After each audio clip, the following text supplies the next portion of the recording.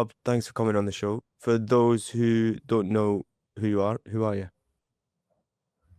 Okay, my name is Rob Hinton, and I'm a former Royal Navy mine clearance diver and commercial diver and military diving instructor. And I now run a company called HoldFast Elite, which runs the HoldFast Challenges. And I also run a charity called the HoldFast Schools Mission. And both of those organizations are based on the surface training I did as a clearance diver. And they are platforms for mental and physical health nationwide. Let's talk a little bit about diving. When did you first start doing it? So my diving experience began in 1999 in Cape Town, and I did my PADI open water. Absolutely loved it, fell in love with the diving, ended up working for my diving instructor, and I spent about 3 months diving pretty much 3 times a day, and that was my introduction into the world of diving. And then obviously from there it was straight into the military, was it? Yes, more or less. So I had perhaps a year and a half where I was doing whatever scuba diving I could and trying to keep my hand in. But I wanted a challenge, and I wanted a career. And of course, when I popped into the Royal Navy recruitment office and you know, a petty officer said to me, "Do you think you would like sitting on the bottom of Portsmouth Harbour in pitch darkness dealing with an unexploded bomb?" I thought, I like the sound of that. That sounds like a real challenge. So how does one end up in the oil and gas industry after coming out of the Navy? It was a very, very organic and natural transition for me. I was lucky in the sense that at the time I left the branch, which was 2007, I had previously a lot of colleagues who had left in around about sort of two to 3 years before me. And some of them were really well established in the industry. So I was on my terminal leave, and I literally got a phone call from one of my oppos, my best mates.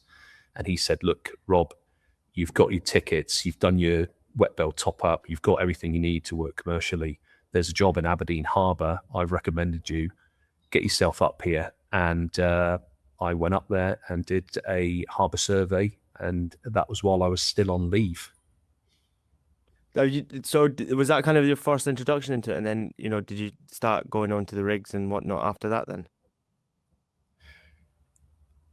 Again, luck has a lot to do with it. So I did that initial harbour survey, and then I went to work for, I did a very brief period for Atlas Marine, which was an Edinburgh-based company, and that was inshore civils. Then I was lucky to get a shout with RBG at the time. RBG were inshore and offshore diving, but the work I did with them was inshore.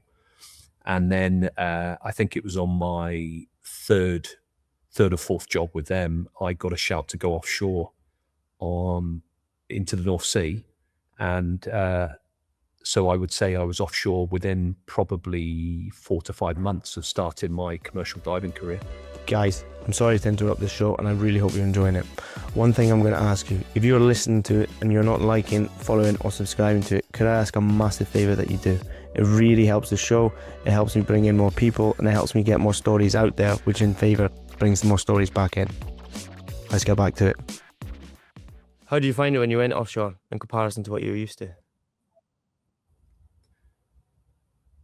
So offshore is a very interesting one. In the North Sea, I found in some ways it was a very positive experience because there was a lot of emphasis on health and safety, and you know, the kit generally was good.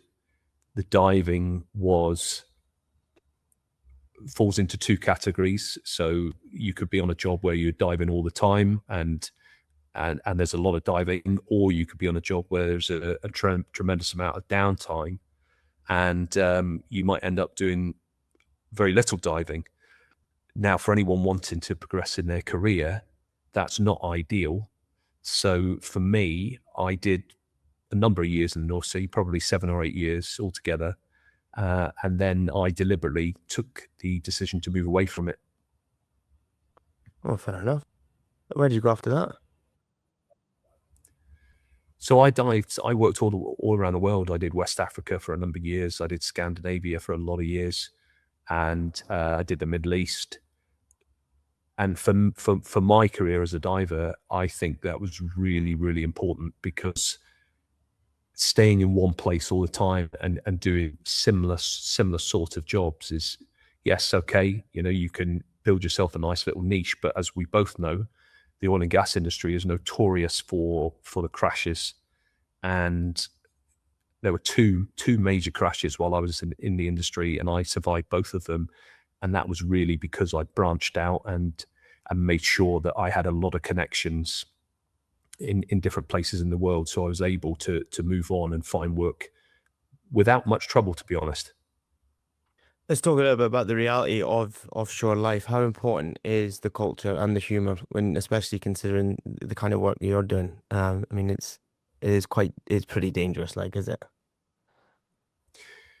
Yes, and I think for any diver entering the industry, you've already taken a conscious decision to accept the risk, because if you can't accept the risk, it's actually pretty pointless in being involved in the industry at all. And the reason for that is you will 100% be in scenarios where you will be at risk. And from that point of view, it's pointless becoming involved in diving if you're going to be hesitant or quibble about the everyday risk of diving. So when it comes to the banter and the way of dealing with that, as anyone who's involved in, a military veteran or emergency services, it's dark humor. And that dark humor, yes, in today's world, there are definitely an element of society that would be horrified by it. However, that is a coping mechanism, and without that dark humor and banter, you would not last long in that industry, because some of the things that you have to deal with and some of the things that you might see, for example, would definitely be not something that you would not want an outlet to deal with. Without obviously naming any places or anything like that, is there some dodgy situations you've ended up in? Yes, there's many, and that's How do you find it when you went offshore in comparison to what you were used to? so offshore is a very interesting one. In the North Sea, I found in some ways it was a very positive experience, because there was a lot of emphasis on health and safety, and the kit generally was good. The diving falls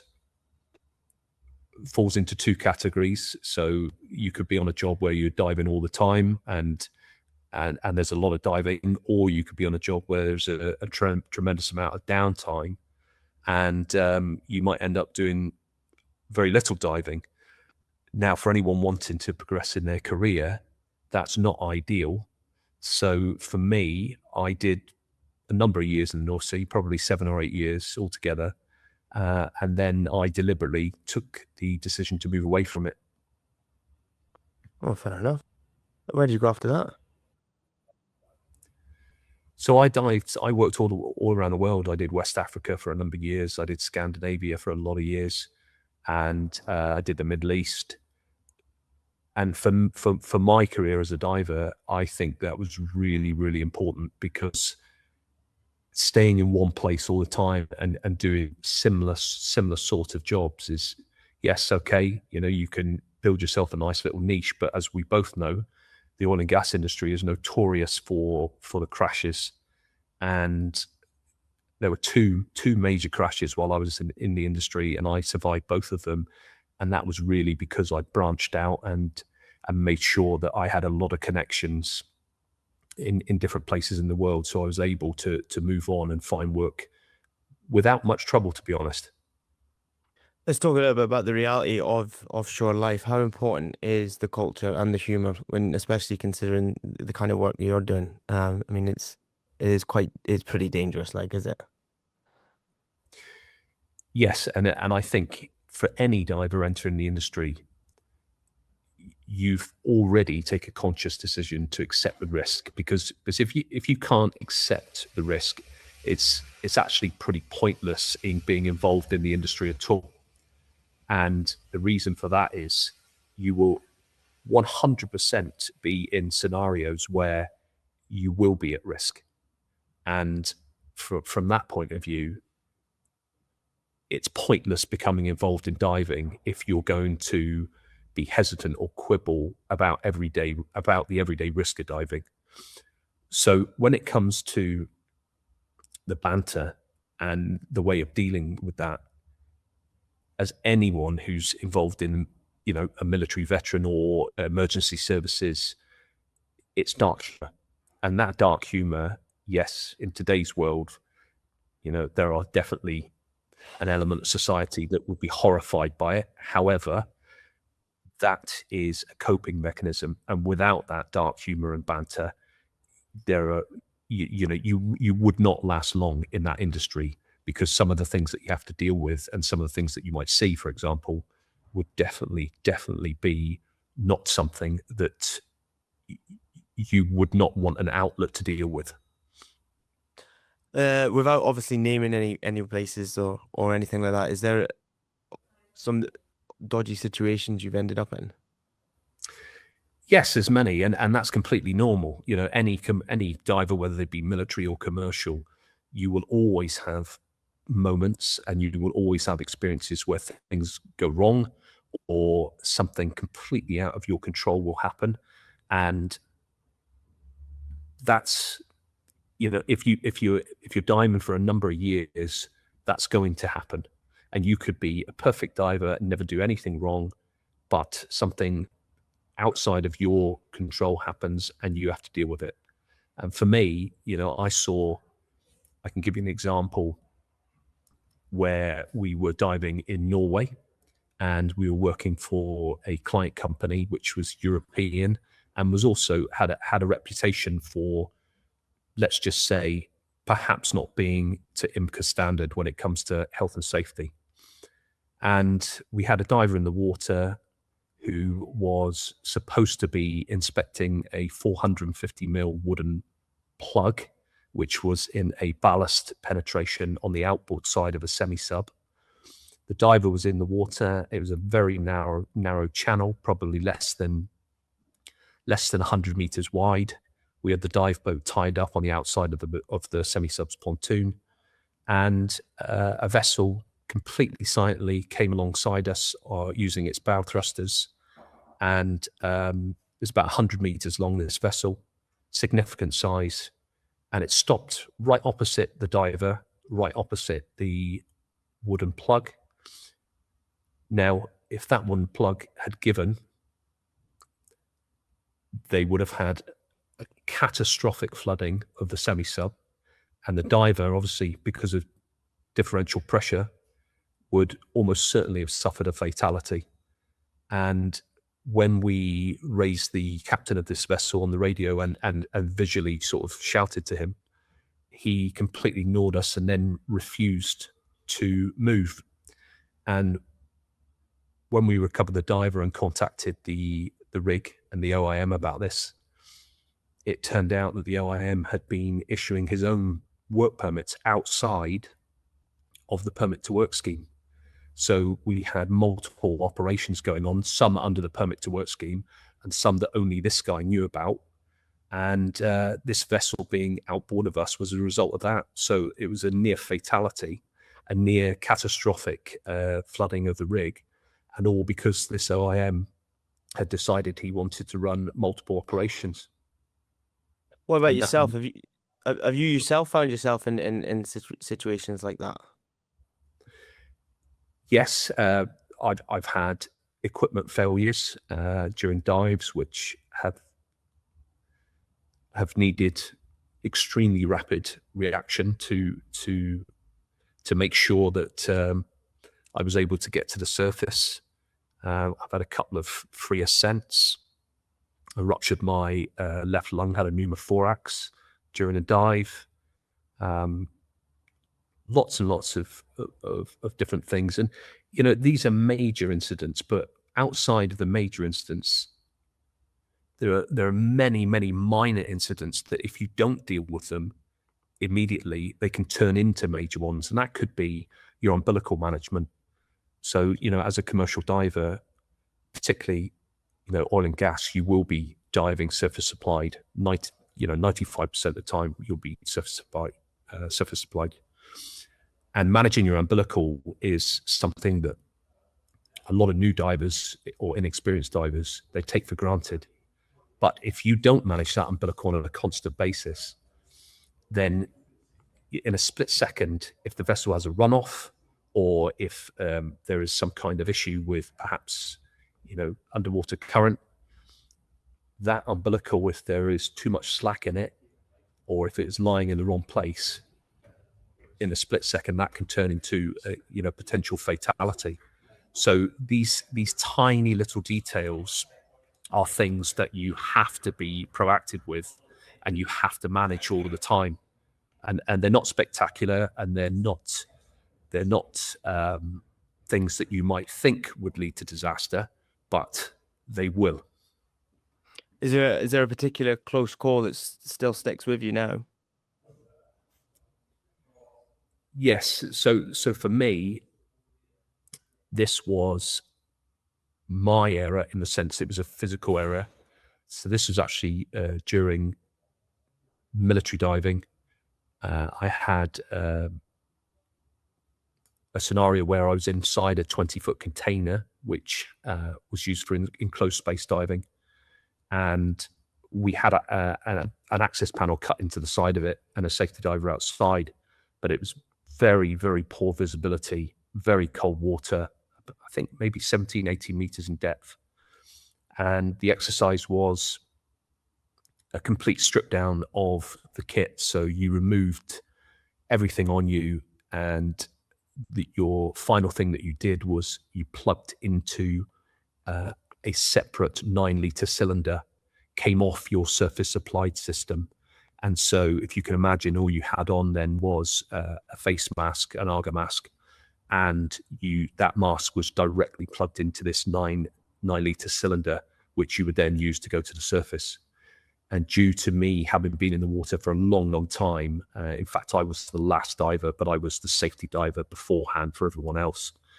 I had almost complete numbness in my hands. And when I went to plug the cylinder in, I pushed this connection in, stripped off the comms, last thing to do before disconnecting from the surface supplied system. Went off comms, ditched the set, and then what had happened is, because my hands were so numb, the connection which I thought was pushed into the cylinder was not, and it had fallen away. So by this stage, you can imagine I'm in almost nil visibility. I've got nothing to breathe. So I've gone to breathe on my mask and it's sucked onto my face. And I've realized the cylinder is not connected and fallen onto the floor. And we've had a major, major silt up. So I had a split second to decide, okay, do I reach for the cylinder and try and reconnect it, or do I go for the surface? And this is all on one breath. So I've decided, okay, I'll go for the surface. So I went straight out, tried to remain calm, pushed up to go to the surface. And of course, the safety diver outside, because he couldn't really see anything, he thought I was panicking and shooting up too fast, not realizing that I didn't have a cylinder. So he grabbed my legs to try and slow me down. So I'd had to sort of kick him off and then free ascend all the way up to the surface, just blowing out tiny, tiny bubbles of air all the way up, and then got to the surface and ripped the mask off. And then, of course, it was all dealt with. And that was human error on my side. However, it was actually a very, very good example of an exercise that had really gone wrong, in the sense that as the last diver in the water and with severe cold by that stage, I should never really have been doing that drill without coming up, warming up first and then going back in. But that was a long time ago, and that's not how the culture was, or how things were done back then.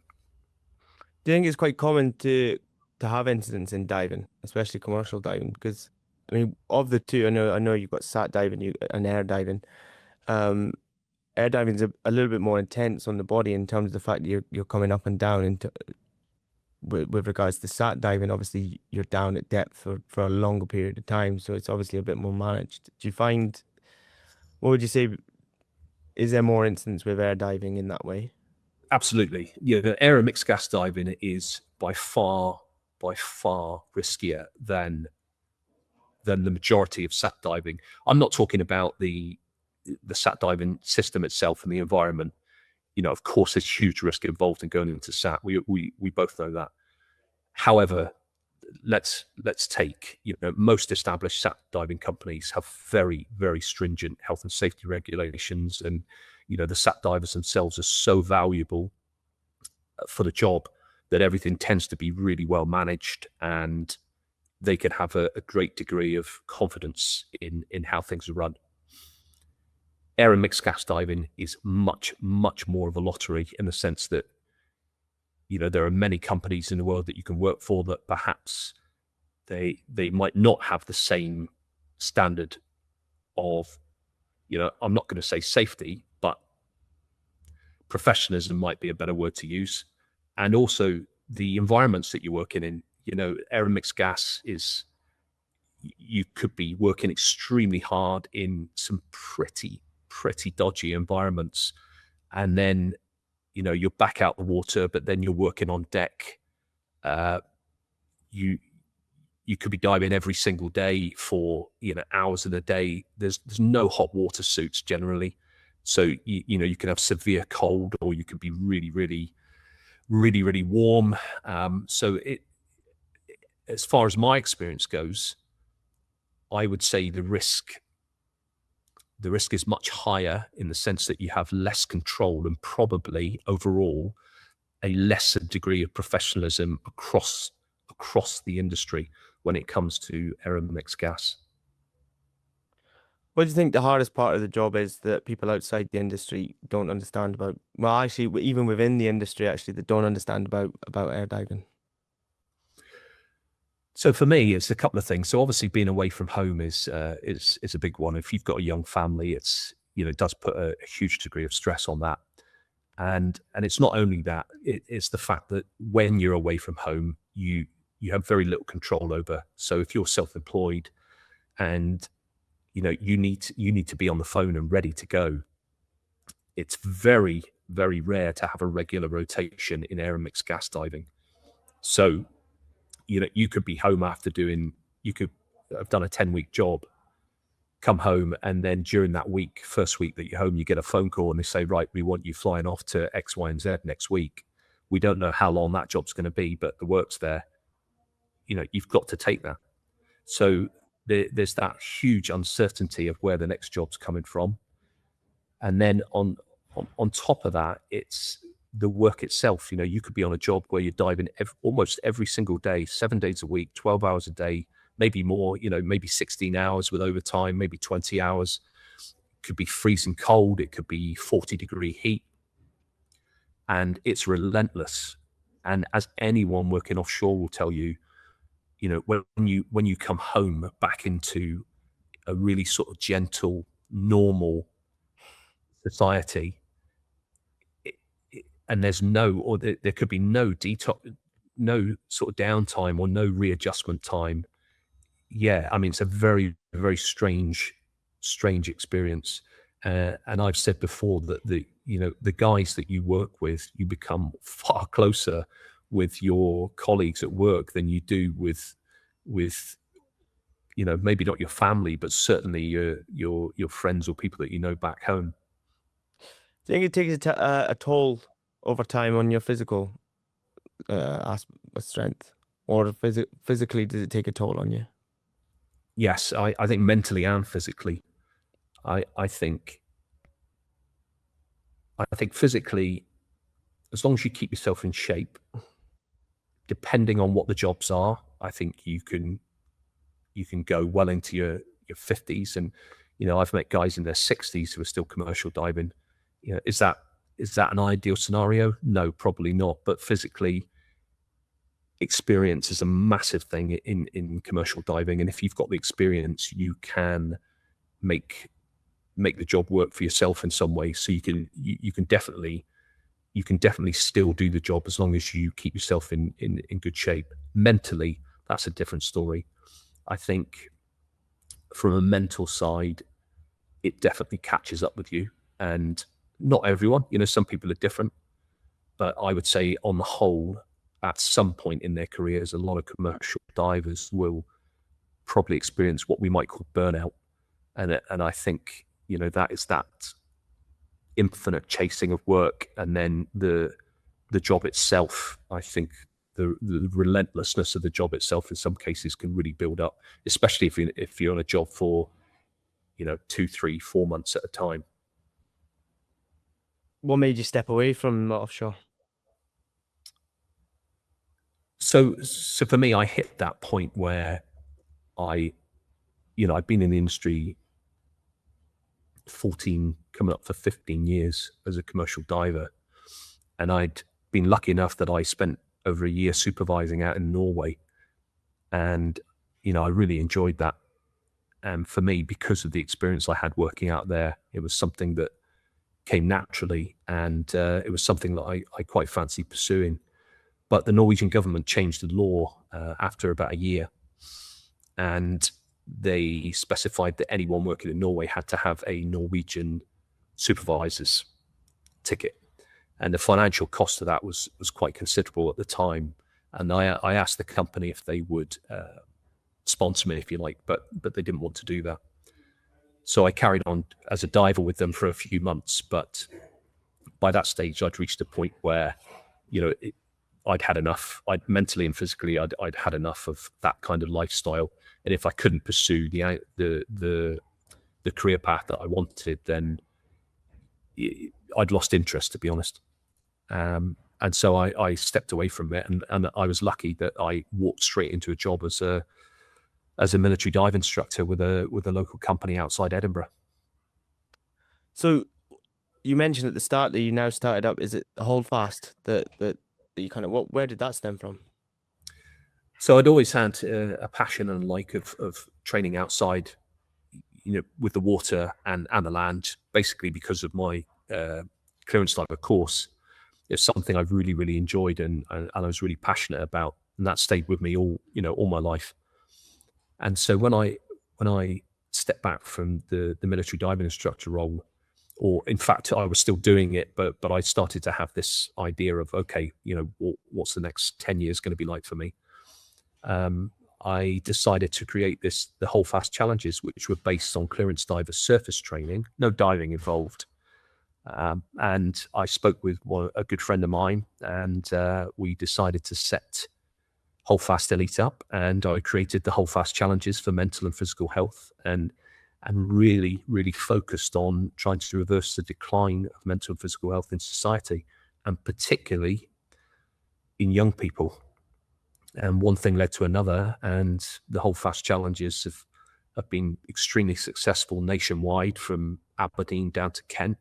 We've had all levels of society and ages. And now from January this year, I've set up the HoldFast Schools Mission charity, which absolutely focuses on state secondary schools and funding them, and allowing the kids to come and experience something incredibly unique and hugely rewarding. Did it come from your own experiences then?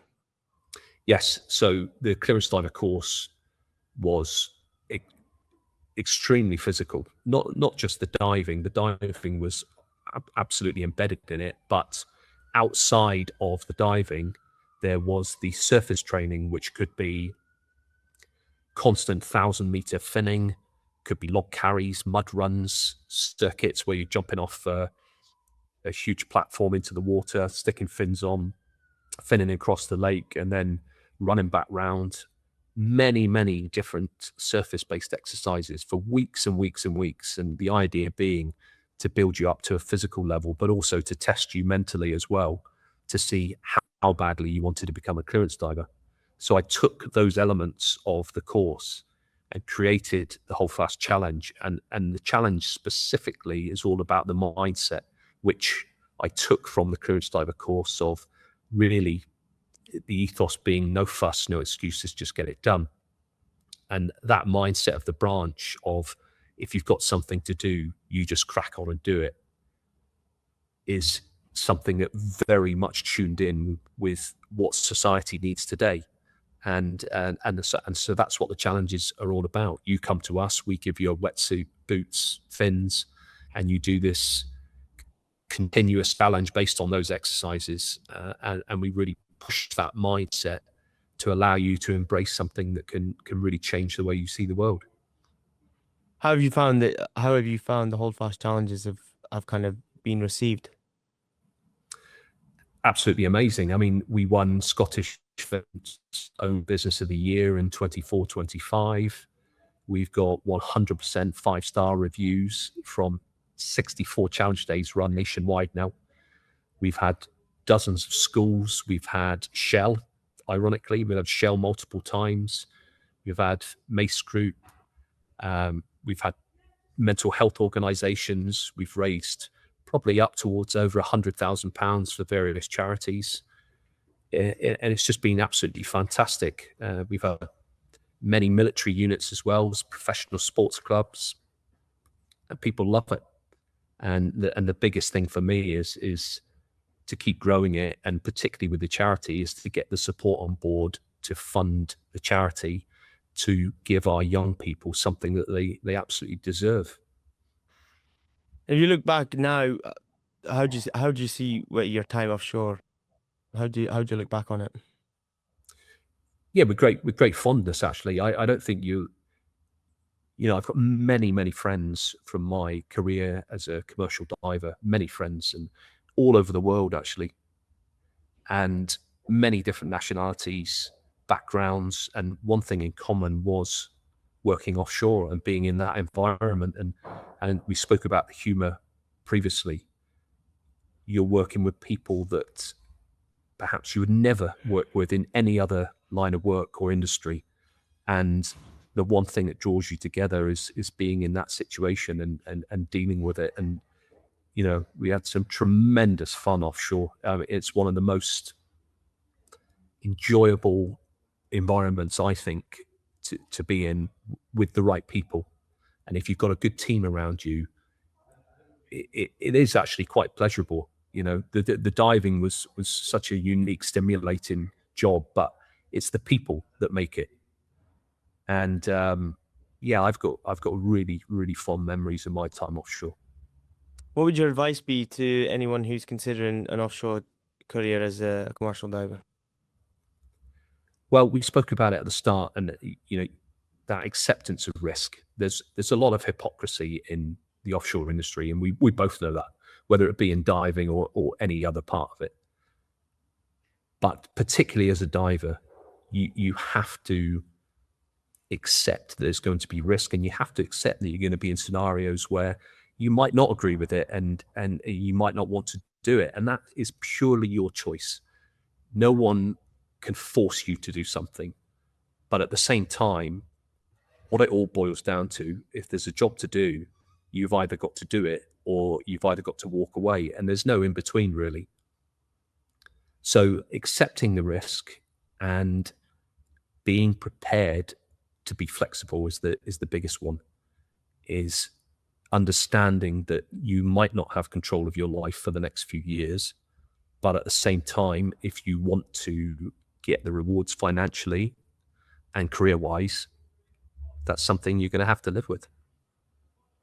Looking back now, what's the proudest moment in your career, Rob? I think for me, it's creating the HoldFast challenges and setting up the HoldFast Schools Mission charity, and that directly came from my career as a diver. So without the career as a diver, there's something that I would never have done. So for me, that's the legacy of my time as a diver, whether it be military diver or commercial diver. And that's something I'm most proud of. And I think the diving world as a whole, when I speak to, all my sort of friends and colleagues from that industry is something that they really understand and they're really attuned with. Thanks a lot for coming on, Rob. It's been a pleasure to hear about. I don't get many divers on, so thanks for coming forward and especially speaking about it, and also good luck with the HoldFast challenges as well. It sounds like a great start of something that hopefully keeps going. Yeah, amazing, Joe, and thanks for having me on. It's a real pleasure, and it's a pleasure to talk about the side of the industry which probably is not discussed enough, actually. And yeah, and it's great. It's great to be a guest, and thank you very much for the opportunity.